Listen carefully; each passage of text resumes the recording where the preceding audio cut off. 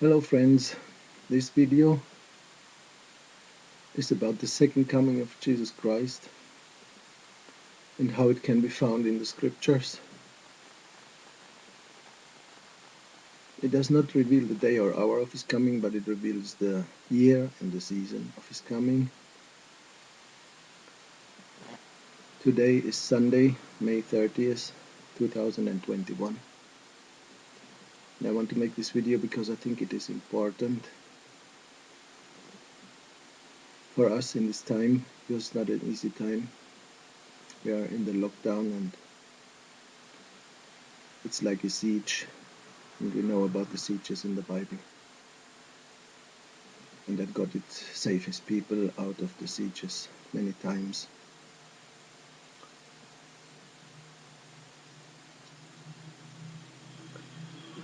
I'm making this video especially because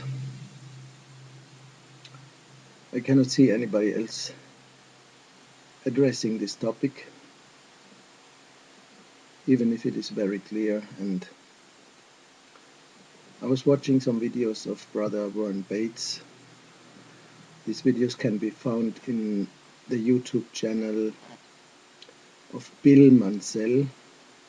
That is written M-U-N-S-E-L-L, Bill Mansell.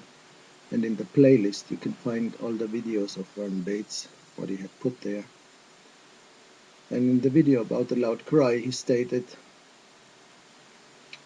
that the three angels' messages would be given again. He was quoting Sister Ellen White, including the time message. So if the time message has to be repeated, there must be some additional light, because in 1844 the time message was not completed. There was the great disappointment because Jesus did not come, so there must have been some misunderstanding or something missing in the message that should be hidden until the end. Because if you will read Daniel chapter 8, you will see that God has sealed this prophecy until the time of the end. And obviously in 1844, that was not the end. Jesus did not come. That is why I'm making this video. It's about the first angel's message. It's a repetition of this message that was first proclaimed by William Miller in the early 1800s,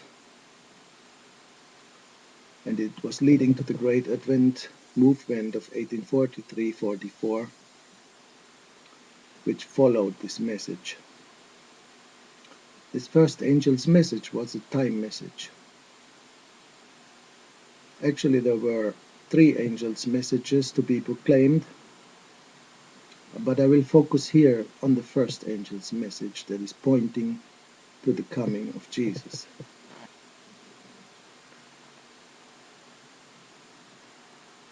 So, what else is to say? I did use also some other sources I found in YouTube, which I can recommend to you, where you can find lots of truth and important information about the last days. The first I want to mention is Walter Veit, who is head of the Amazing Discoveries South Africa channel in YouTube. I can recommend very much the series Total Onslaught. If you want to become familiar with the truth, you should watch this series, but other series as well, just like From Crete to Malta, which was important for the message I'm giving now, because in part 5 of this message of the series From Crete to Malta, in minute 59 it starts. Walter Veit is talking about the last king of Pergamos, Attalus III, when he gave all the dominions to Rome, to the emperors of Rome. And it would be good if you will watch that, so you have a basic understanding, but I will also mention some points in the study we are doing here. The other sources I want to mention, except Bill Mansell and Vern Bates, that is the Truth Triumphant Ministries with Pastor Bill Hughes, then Gospel Ministries International, Pastor David Gates, the Three Angel Gospel Ministries, Roy Farr. It's all found in YouTube. Then you can find a very interesting seminar from Louis Munilla. His name is written Munilla. It's about the 6,000 years ending in 2022. He has a channel in YouTube that is called Sunday Law Alerts. And he has also a channel in Rumble that is called Lou Munilla. Another good source to find some important truth for our days is the channel of Miss Lady Gracie, MS Lady Gracie. I think that is spelled, it's in YouTube, found as well. I want to quote here from the Loud Cry video from Brother Vern Bates. Here he states that the three angels' messages will be given again, one after the other, and that it will include also the time prophecies. This statement was hard to understand for me in the beginning, but by now we understand it much better. Our attention, as me and my family, was led to the controversy that is going on among Seventh-day Adventists about the timelines, the teachings of the pioneers, and many other things that are causing confusion and arguments between God's people. Brother Bates said in the one video that God is working through our minds and He wants us to finish the work together. The work that has begun with the pioneers before 1843, the dispensation of the fullness of time. Accusing one another and blaming one another is not the right way, he said. I want to share with you now the light that God has given to us here, and we can try to put together all the puzzle pieces. And you will see that there is an exact date put in the Bible to be revealed at the end about the second coming of Jesus Christ. So this video is about the first angel's message that was proclaimed by William Miller in the early 1800s. It was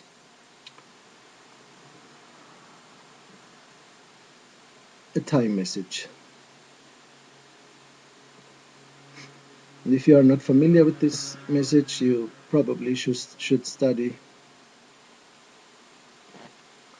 the great controversy between Christ and his angels and Satan and his angels, written by Sister Ellen G. White in the year 1858. You can find it free of charge for downloading on the webpage of earlysda.com or .org, I'm not sure. It's spelled earlysda in one word. And you can find many other good books there of the pioneers. So you get an overview over the time, what happened in those days, and you will understand what this video is all about.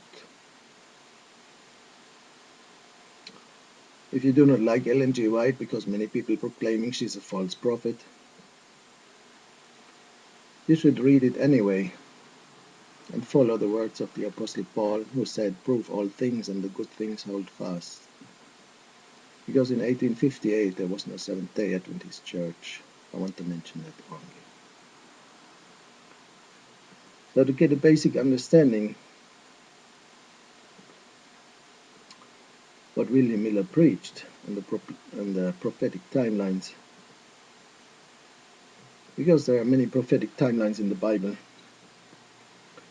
For example, the 70 weeks prophecy that is mentioned in Daniel chapter 9, that is leading exactly up to the date when Jesus started his ministry, when he was crucified, and when when Stephen was stoned in the year 34 AD. The 1 week was finished, came to an end. But this message is about his second coming, and that's why we should read first Revelation chapter 14 verse 6 to 7 and Daniel chapter 7 verse 8 to 10 and verse 25 to 26. There is a judgment scene described there. It will obviously start after the 3.5 years of tribulation, also known as the Dark Ages, that started in the year 538 and ended in 1798. And we know what was the Christian persecution of the Middle Ages. So let us read.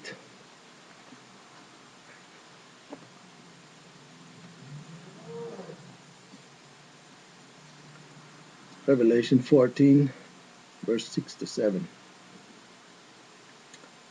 And I saw another angel fly in the midst of heaven, having the everlasting gospel to preach unto them that dwell on the earth, and to every nation and kindred and tongue and people, saying with a loud voice, Fear God and give glory to him, for the hour of his judgment is come, and worship him that made heaven and earth and the sea and the fountains of waters. In Daniel chapter 7, verse 8 and 10 it says, verse 8 to 10, I considered the horns, and behold, there came up among them another little horn, before whom there were 3 of the first horns plucked up by the roots. And behold, in this horn were eyes like the eyes of man, and a mouth speaking great things. I beheld till the thrones were cast down, and the Ancient of Days did sit, whose garment was white as snow, and the hair of his head like the pure wool. His throne was like the fiery flame, and his wheels as burning fire. A fiery stream issued and came forth from before him. Thousands ministered unto him, and 10,000 times 10,000 stood before him. The judgment was set, and the books were opened. In verse 25 to 26 it speaks, And he shall speak great words against the Most High, that is the little horn, and shall wear out the saints of the Most High, and think to change times and laws, and they shall be given into his hand, until a time and times and the dividing of time, that is 1260 years. But the judgment shall sit, and they shall take away his dominion, to consume and to destroy it unto the end. That is important.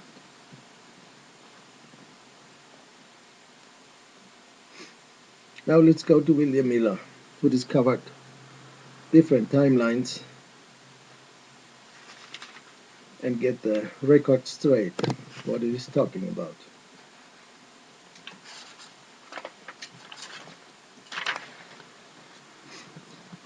First of all, he found out about the 2520 timelines, the 7 times mentioned in Leviticus 26, verse 24 to 28. In the Review and Herald, April 24, 1856, we find an article from William Miller where he states how he studied the Bible and what he found out.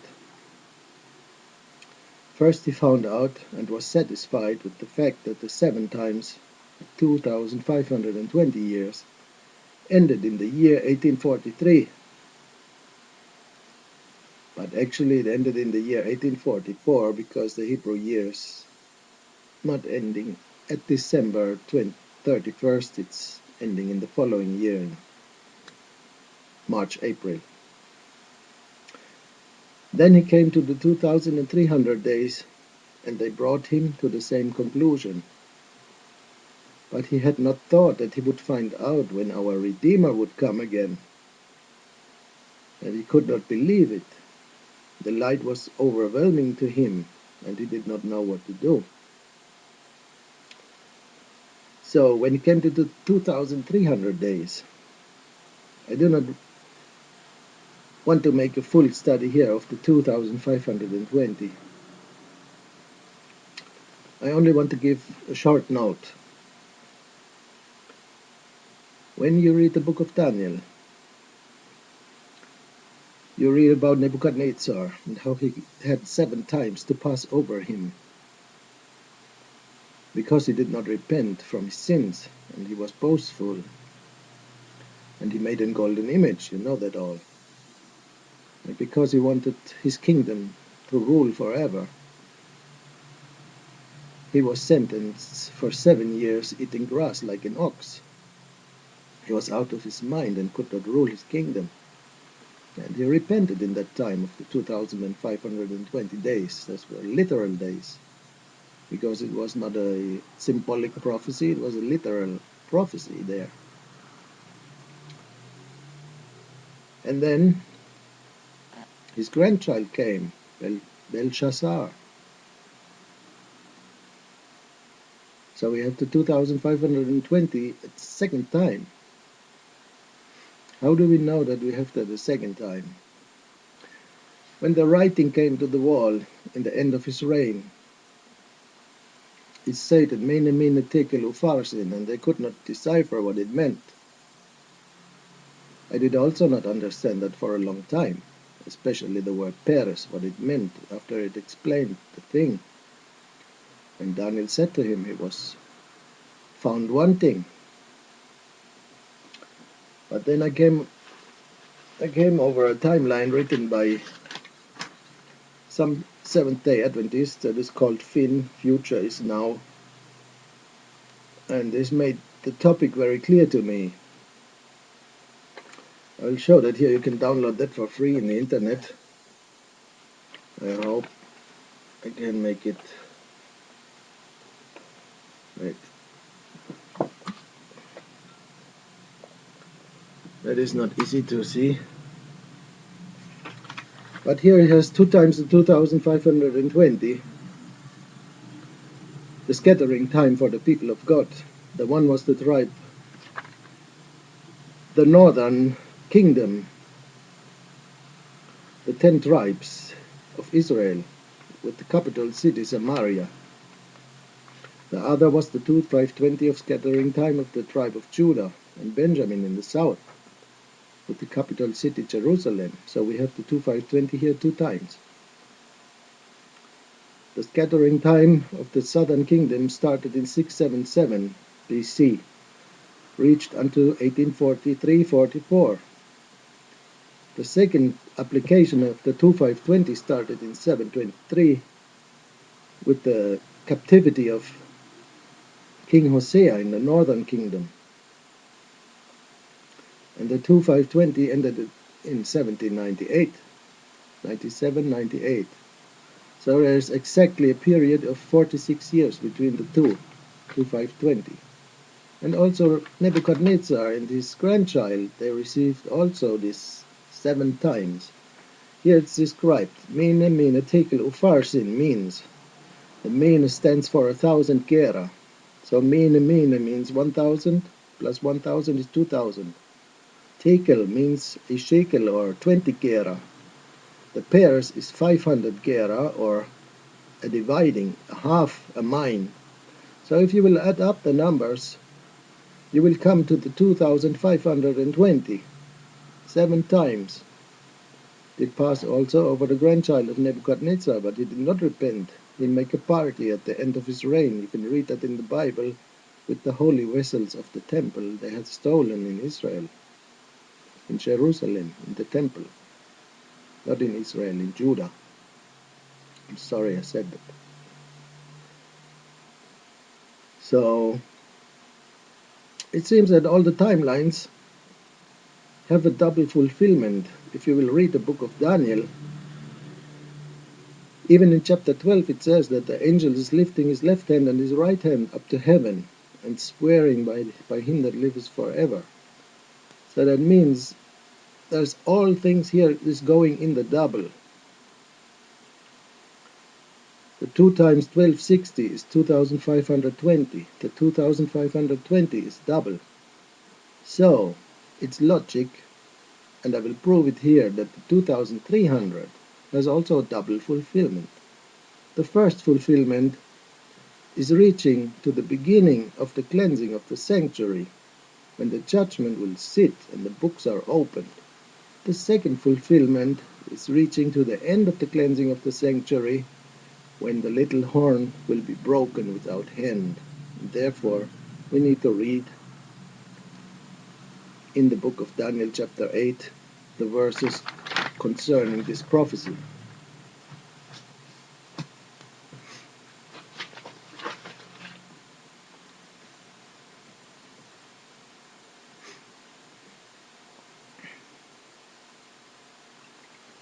This is chapter 8, verse 13, book of Daniel. Then I heard one saint speaking to another saint, said unto that certain saint which spake, How long shall be the vision concerning the daily and the transgression of desolation, to give both the sanctuary and the host to be trodden under foot? And he said unto me, Unto 2300 days, then shall the sanctuary be cleansed.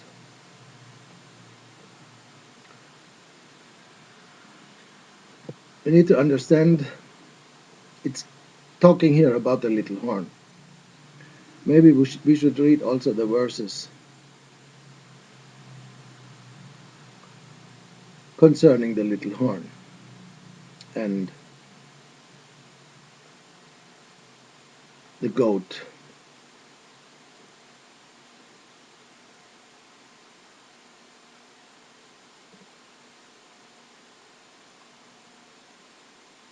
And as I was considering, that is verse 5 in chapter 8, and as I was considering, behold, an he-goat came from the west on the face of the whole earth, and touched not the ground, and the goat had a notable horn between his eyes.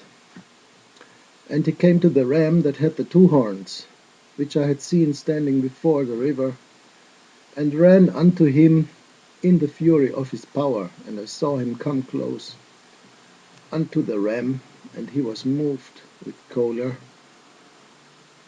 against him, and smote the ram, and brake his 2 horns. And there was no power in the ram to stand before him, but he cast him down to the ground, and stamped upon him, and there was none that could deliver the ram out of his hand. Therefore the goat waxed very great, and when he was strong, the great horn was broken, and for it came up 4 notable horns, notable ones, toward the 4 winds of heaven. And out of one of them came forth a little horn. Out of one of them, of the 4, came out a little horn, which waxed exceeding great, toward the south, and toward the east, and toward the pleasant land. And it waxed great, even to the host of heaven, and it cast down some of the host of the stars to the ground, and stamped upon them.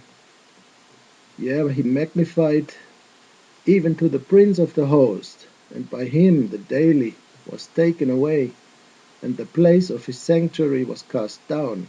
This is, in my opinion, speaking about Jesus Christ, and not of a sanctuary of some Roman emperor.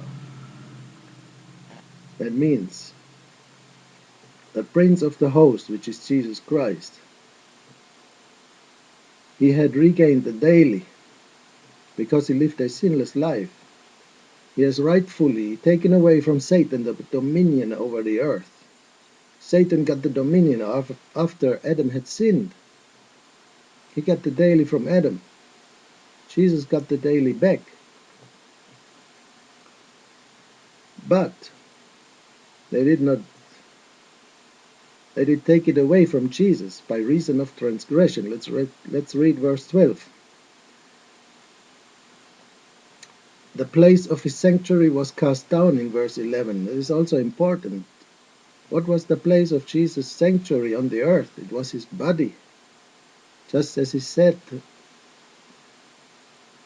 I will tear down this temple and raise it up in 3 days. That was talking about his body. The sanctuary was his body. They crucified him at the cross. So the little horn at that time, when Jesus was dying, that was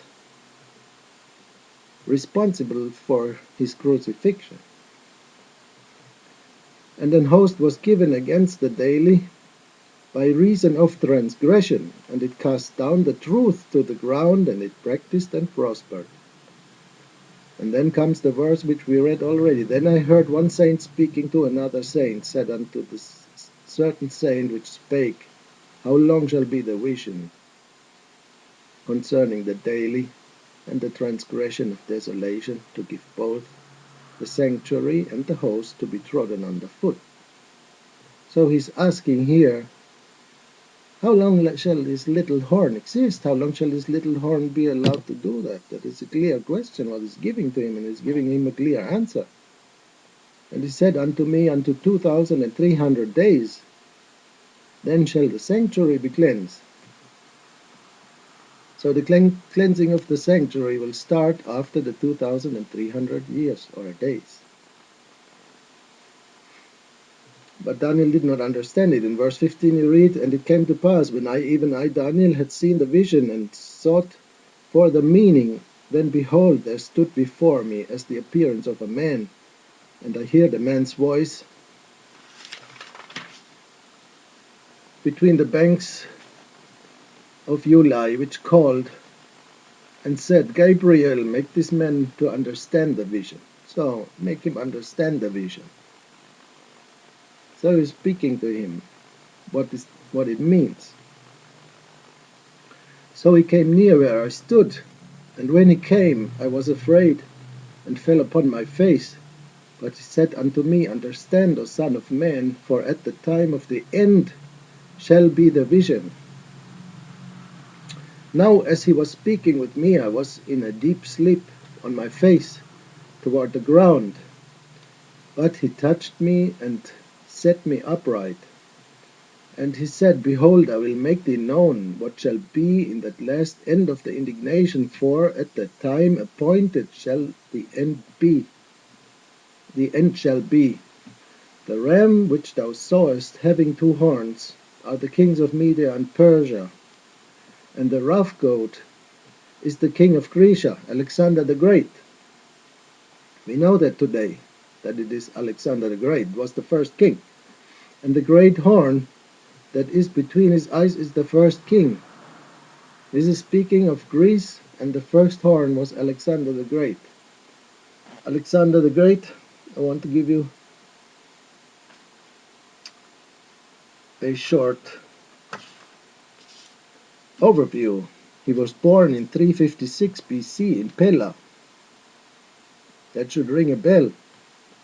He died in 323 in Babylon. He was king since 336 and died at the age of 33 years. And nobody exactly knows how he came to death. There are many rumors going around that he drank too much, whatever. He had a secretary, an advisor.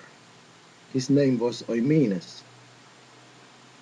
And this name will appear later in the history, but we will not go into that. It's just for information.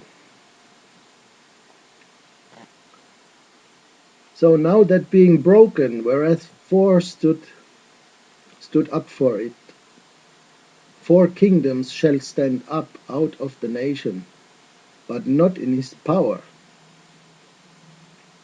And in the latter time of their kingdom, when the transgressors are come to the full, a king of fierce countenance and understanding dark sentences shall stand up. and his power shall be mighty, but not by his own power, and he shall destroy wonderfully, and shall prosper and practice, and shall destroy the mighty and the holy people. And through his policy also he shall cause craft to prosper in his hand, and he shall magnify himself in his heart, and by peace shall destroy many, and shall also stand up against the prince of princes, but he shall be broken without hand. And the vision of the evening and morning which was told is true. Wherefore shut thou up the vision, for it shall be for many days. So here in the explanation it says clearly that after the 2,300 days, that is true, the little horn shall be broken without hand. But it did not happen in 1844, which that is what William Miller believed, because he did not see that there are two fulfillments. The one is pointing to the beginning of the cleansing of the sanctuary, the other is pointing to the end. And now we will see if we can prove here that the little horn has a distinct date where it came into existence, and then when we add 2,300 years, we will come to the year where it will be broken without hand, which is written here very clearly. I was wondering why nobody did touch this prophecy, but then I saw that in the Adventist Church there are many people trying to stop any kind of finishing this time prophecy. They say, oh, there's no more prophecy beyond 1843, 1844, and 2300. That was the last, and there will be no more light and nothing. Do you believe that? I did not believe that. If somebody's telling me, oh, do not touch this, then my alarm bells are ringing, and I will search for on my own if I can find some additional information, and this is what I found. The key is found in the video of Walter Veit. That is where I found out when this little horn, how this little horn came into existence, when it, and what it was actually. Because this little horn is much older than most people believe. It came out of the one of the four horns. So the four horns that came after Alexander the Great, that were four of his generals, military leaders, who divided the kingdom under themselves. You can read this in the Encyclopedia of Greek History. You will find that in the internet. And I found another article of the editors of the Encyclopedia Britannica, which is also found in the internet. I will try to put the links below the video so you can study that on your own. The Encyclopedia of Greek History states that the four successors of Alexander the Great, that was Antigonus, Ptolemy, Seleucus, and Lysimachus, the four generals.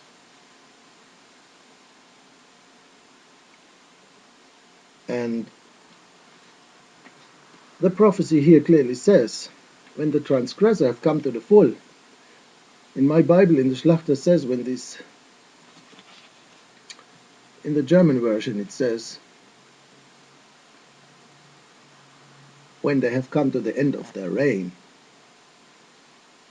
So when is the end of their reign? When they are dead. So now we can find out in the Encyclopedia of Greek History, we can read what happened to them. The first who died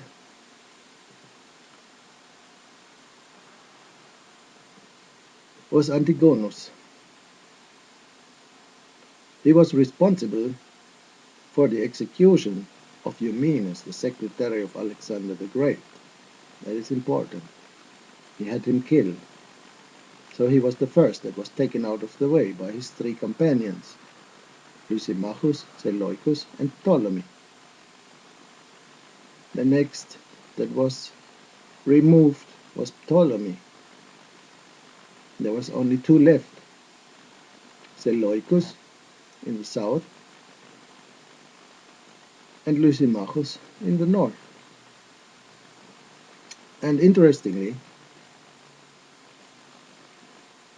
Lysimachus, he had a secretary. His name was, or a general advisor, you can say. He was like a military. I will read here the article from the editors of the Encyclopedia Britannica. Phileterus, born 343 BC in Chios in Paphlagonia, a region of northern Anatolia, died 263 BC. Here it says, founder of the Attalid dynasty. He reigned from 282 to 263. In a line of rulers of a powerful kingdom of Pergamum in northwest Asia Minor in the 3rd and 2nd centuries BC. Phileterus initiated the policies that made Pergamum a leading center of Greek civilization in the east.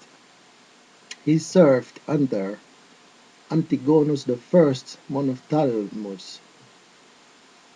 That was the one who was killed first. Successor to Alexander the Great in Phrygia, in northern Anatolia until 302, when he deserted Antigonus' rival Lysimachus, ruler of Thrace, or the Thracian, that is.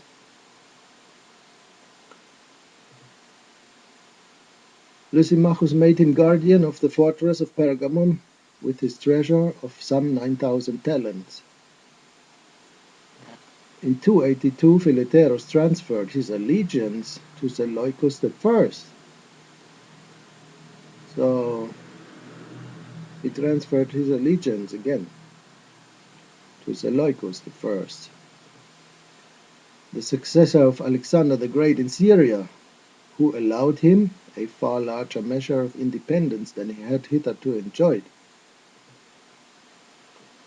The territory Phileterus controlled was as yet quite small, no more than Pergamum and its environs, and it was largely of necessity that he curried favor with the first Seleucid kings. His gifts to the temple of Delphi, Greece, and on the island of Delos in the Aegean Sea secured for his family some prestige outside of Anatolia. And now it gets interesting. When after the death of Seleucus I in 280, the Seleucid grip on Asia Minor slackened, Phileterus found a chance to increase the area under his control. Before his death in 263, he had abandoned the Seleucids in favor of a tie with Egypt. So this little horn king obviously changed his allegiance again. So Phileterus, he adopted one of his nephews, Eumenes, as his heir and successor. This is also important and interesting, because the Eumenes that was killed, the secretary of Alexander the Great, he had a son. But I do not want to go into that because I cannot prove that. Maybe Walter Fight or Francois Duplessis can prove that, because they have far more knowledge and sources available to check and complete the message and find out what what's going on in the days, if it is important or not. I think it's not so much important. Important is the year 280, when Seleucus I died.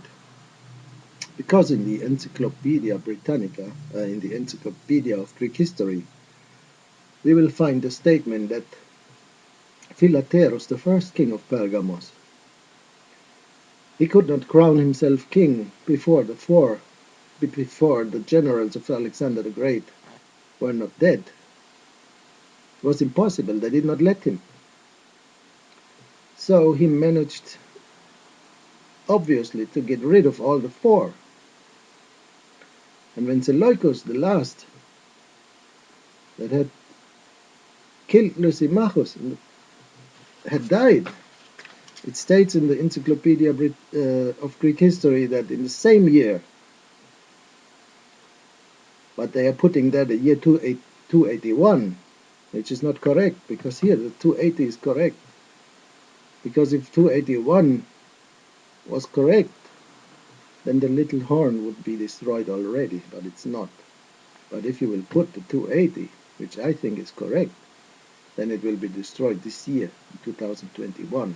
If you will add to the year 280, 2,300 years, and the death of Seleucus and the crowning of the king of Pergamos happened in fall, in the later year of the year 280. So they had maybe 3 months left of the year in 280. So they have maybe 9 months left in this year, or 10, or whatever. I do not know exactly the date when he was crowned, but it has to happen this year. This is why this prophecy, the 2,000-year prophecy and the destruction of the little horn, is pointing exactly to the year 2021. This is the year when the little horn will be broken, which is not the same date when Jesus is coming. The Bible is very clear on the topic.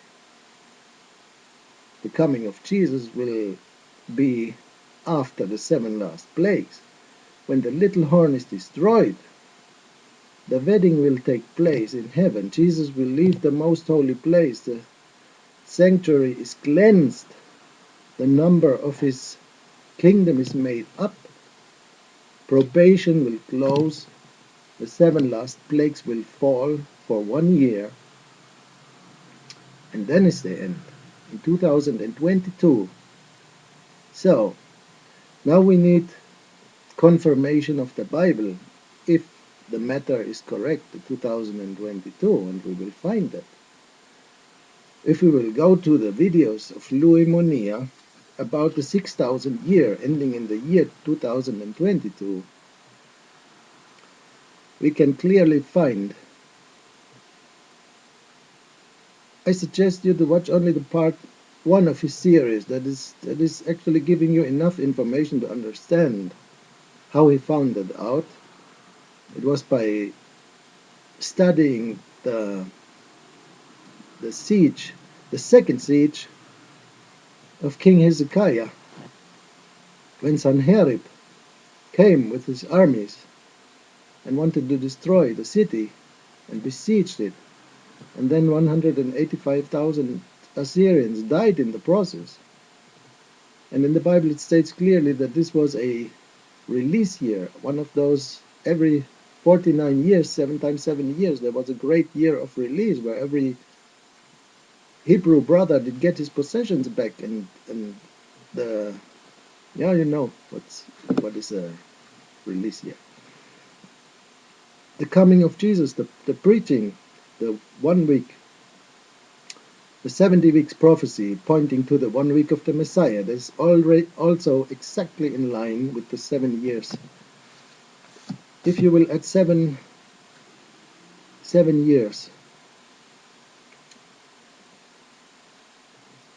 from the date that Jesus started his ministry, in 7-year cycles, you will come to the year 2022 or 2029. So, but Louis Monia has clearly found out that it's the year 2022. It cannot be 2029, because the earth would be 6,006 years old in 2029, and it's not. Another source that is confirming that it cannot be 2029 is Ellen G. White. You can find that in the video from Walter Veit. What's up, Prof? I do not know the number. It's called Is This the End? He's speaking about, Ellen G. White speaking about the timelines. And she clearly stated that in the year 27 AD, when Jesus started his ministry, that sin was ruling for 4,000 years on the earth. So in 2027, sin would rule on the earth for 6,000 years. So did Adam sin before the earth was created or after? Of course, after. So the age of the earth, he did sin maybe in the first year, in the second, in the third, in the fourth, and the fifth. We do not know. But if sin will be 6,000 years old in 2027, then the age of the earth must reach 6,000 before that date. And it can only be 22 or 29, so it must be 2022. That is the next confirmation. So if we will put one and one together, we can know exactly that this year the little horn will be destroyed without end, probation will close, the 7 last plagues will start in the fall feasts. What we need to know is that in 1844, when they expected Jesus to come, they found out, I think the name is Samuel Snow, Louis Munilla is mentioning that the calculation of the Hebrew calendar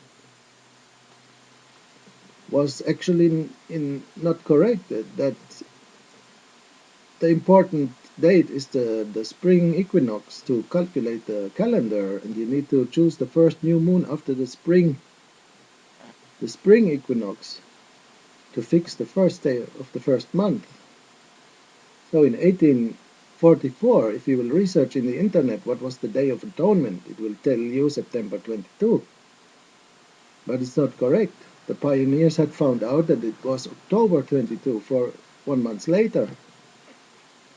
And the same thing happened this year. So the Feast of Pentecost is not past already. It will happen on June 20th. This will be, in my opinion, the last outpouring of the Holy Spirit on God's people. And we should pray that we will be among those people and receive the Holy Spirit and the latter rain and the refreshing of the presence of the Lord, that we can go out and share what we know, that the judgment is coming to an end,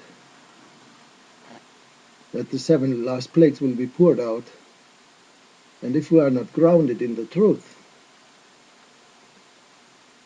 which can be found in all those sources which I mentioned, there's a lot of present truth. There is a lot to learn for God's people, believe me. And if we will not start working together and learning what is truth, and if we will not be grounded in the truth and follow the truth and what God has in mind for his people and what he wants from us, we will not make it through the last plagues, through the 7 last plagues. We can see the state of the world in which it is now, this siege that is all over the place, in all the countries. It's locked down, you cannot move, you cannot travel. It's like the siege of King Hezekiah.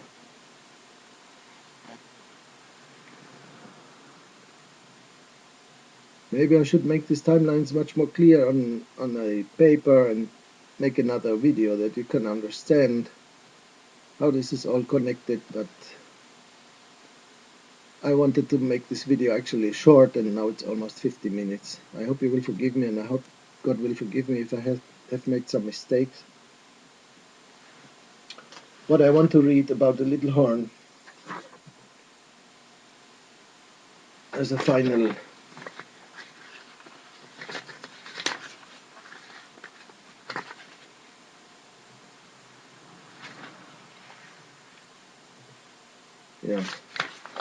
about the little horn, short, only a few minutes.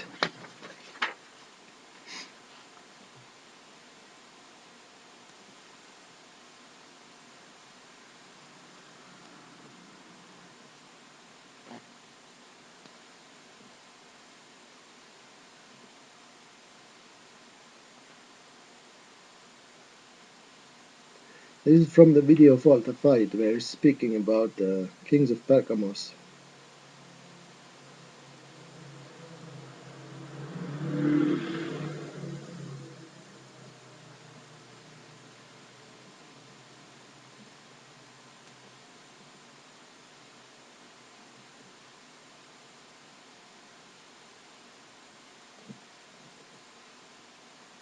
In the year 133 BC, Attalus III, the last king of Pergamos, died and left his will and all the dominions of Pergamos to the Roman people. Rome had risen to the world-dominating power in that time and had also expanded into many parts of Greece. But there was a condition included. If Rome should accept the inheritance of the king of Pergamos, it had to lay claim to the dignity and powers inherent in the title, namely that of sovereign pontiff or Pontifex Maximus. The Romans, of course, took the dominions, but none of the Roman kings dared to claim for himself the full title of sovereign pontiff, because that meant that they would have to declare themselves not only a mortal man, but God on earth, who must be worshipped as God. So none of the Roman kings claimed this title in its fullness, until Julius Caesar came. From him, the later rulers took their title Caesar. He was the first of the Roman kings who claimed the full title. He held also the position of Pontifex Maximus, sovereign pontiff. Julius Caesar was elected to the position of Pontifex Maximus in 63 BC. He subsequently assumed the position of supreme ruler of the Roman state. Thus he had vested in him all the powers and functions of the Babylonian pontiff, and he was the legitimate successor to Belshazzar. Not satisfied with this, he was declared to be Jupiter's incarnation on the 25th of December in 48 BC in the Temple of Jupiter in Alexandria. The Encyclopedia Britannica also says about Julius Caesar, there are signs that in the last 6 months of his life he aspired not only to a monarchy in name as well as in fact, but also to a divinity which Romans should acknowledge, as well as Greeks, Orientals, and barbarians. Julius Caesar, by laying claim to be divine, followed the pattern of the kings of Pergamos. The Roman emperors that followed Julius Caesar were commonly regarded as gods. That is taken from the video of Walter Veit. What else I found here, prepared by Dave Gustafson, October 10, 1992. I found it in the internet by Google search. It speaks here about the Babylonian pontiff.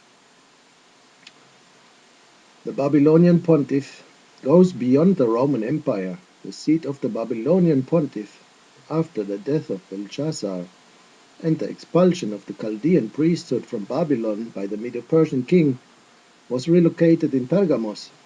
This was mentioned in Revelation 2:12 as the seat of Satan and remained there for many centuries. They worshipped Aesculapius, was in the form of a serpent, and the worship was in the form of frantic orgies and excesses. The pontificate of Rome also became the pontificate of Pergamos. In time, these two were merged and became one pontificate of Rome. Attalus III, the last king of Pergamos, at his death, willed all his dominions to the Roman people in 133 BC. The two kingdoms merged into one at this time, and the pontificate of Rome became the high priest of the Chaldean mysteries at the same time.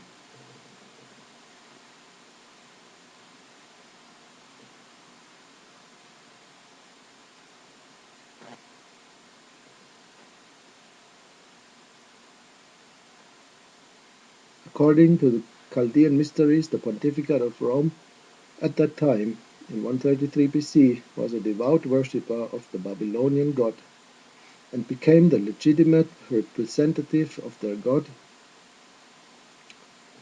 Julius Caesar later became Pontifex Maximus and the legitimate Babylonian pontificate as well. That is what I found, and with this I want to close the video.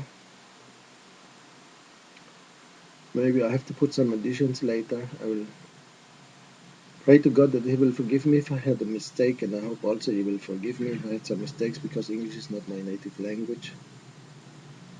I was trying to do my best here, and I hope you will understand it and you will make the right decisions and conclusions for your life. And thank you that you did listen. God bless you all, and be strong what's going to come, and pray for the Holy Spirit for the outpouring at June the 20th. That is the true date of Pentecost or Shavuot this year. I will give you some other dates if you like. The Yom Teruah will be Friday, October the 8th. Yom Kippur will be on Sunday, October 17th. The Sukkot will start October 22 and will end at October 28. So October 22 and October 29 will be Sabbath day or solemn assembly days. That is the first and the 8th day. The Passover this year was from April 28 to May 4.